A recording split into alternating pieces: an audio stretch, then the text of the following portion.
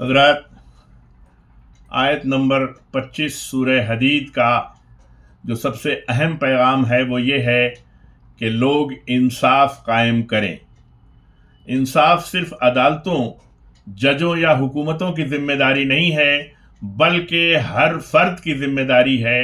हम इंसाफ उस वक्त कायम करते हैं जब हम दूसरों को परेशान नहीं करते, जब हम अफवाहें और झूठ नहीं फैलाते, जब हम उस वक्त भी सच बोलते हैं जब कोई नहीं हमें देख रहा होता है।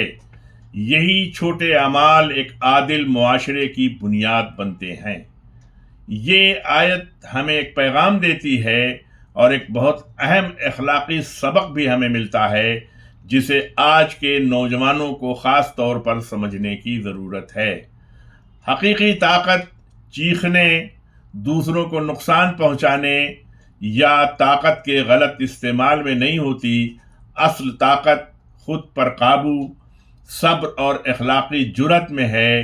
एक वाकई मजबूत शख्स कमज़ोर साथियों को तंग नहीं करता, बल्कि उनके हिफाजत करता है। ताकत का मतलब है गुस्से पर काबू पाना और बगैर किसी को नुकसान पहुंचाए हक के लिए खड़ा होना। इसी तरह मकबूलियत, पॉपुलैरिटी सच्चाई की ज़मानत नहीं होती। बाज़ औक़ात गलत रवैये भी मकबूल हो जाते हैं, जैसे नकल करना, मजाक उड़ाना या झूठी बातें फैलाना।